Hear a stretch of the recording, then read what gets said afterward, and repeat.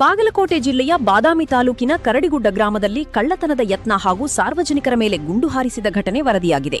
ಕರಡಿಗುಡ್ಡ ಗ್ರಾಮದ ನಿವಾಸಿಗಳಾದ ಹೊಲೆಯಪ್ಪ ಮುಗಳಿ ಹಾಗೂ ಅವರ ಪತ್ನಿ ಬಸವ್ವ ಮುಗಳಿಯವರು ರಾತ್ರಿ ಮನೆಯ ಹೊರಗೆ ಮಲಗಿದ್ದಾಗ ಈ ಘಟನೆ ನಡೆದಿದೆ.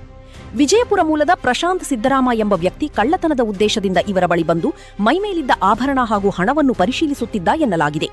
ಈ ವೇಳೆ ಮನೆಯ ಮಾಲೀಕರಾದ ಹೊಲೆಯಪ್ಪ ಅವರಿಗೆ ಎಚ್ಚರವಾಗಿದ್ದು ತಕ್ಷಣವೇ ಅವರು ಕಳ್ಳನನ್ನು ಹಿಡಿಯಲು ಯತ್ನಿಸಿದ್ದಾರೆ. ತನ್ನಿಂದ ತಪ್ಪಿಸಿಕೊಳ್ಳಲು ಯತ್ನಿಸಿದ ಆರೋಪಿ ಪ್ರಶಾಂತ್ ತನ್ನ ಬಳಿ ಇದ್ದ ನಾಡ ಪಿಸ್ತೂಲಿನಿಂದ ಸಾರ್ವಜನಿಕರ ದಿಕ್ಕಿಗೆ 3 ಬಾರಿ ಫೈರಿಂಗ್ ಮಾಡಿದ್ದಾನೆ. ಇದರಲ್ಲಿ ಮೊದಲ 2 ಯತ್ನಗಳು ಮಿಸ್ಫೈರ್ ಆಗಿದ್ದು 3ನೇ ಬಾರಿ ಹಾರಿಸಿದ ಗುಂಡು ಹೊಲೆಯಪ್ಪ ಅವರ ಪತ್ನಿ ಬಸವ್ವ ಅವರ ಬಲಗಾಲಿಗೆ ತಗುಲಿದೆ. ಗುಂಡಿನ ಸದ್ದು ಕೇಳಿ ತಕ್ಷಣವೇ ಎಚ್ಚೆತ್ತ ಗ್ರಾಮಸ್ಥರು ಸ್ಥಳಕ್ಕೆ ಧಾವಿಸಿ ಆರೋಪಿಯನ್ನು ಹಗ್ಗದಿಂದ ಕಟ್ಟಿಹಾಕಿ ಪೊಲೀಸರಿಗೆ ಮಾಹಿತಿ ನೀಡಿದ್ದಾರೆ. ಘಟನಾ ಸ್ಥಳಕ್ಕೆ ಸಿಪಿಐ ಕರೆಪ್ಪ ಬನ್ನಿ ಹಾಗೂ ಪೊಲೀಸರು ಭೇಟಿ ನೀಡಿ ಆರೋಪಿಯನ್ನು ವಶಕ್ಕೆ ಪಡೆದಿದ್ದಾರೆ.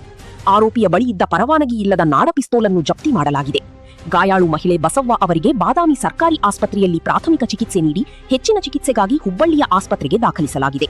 ಸದ್ಯ ಮಹಿಳೆಯು ಪ್ರಾಣಾಪಾಯದಿಂದ ಪಾರಾಗಿದ್ದಾರೆ ಎಂದು ಪೊಲೀಸರು ತಿಳಿಸಿದ್ದಾರೆ.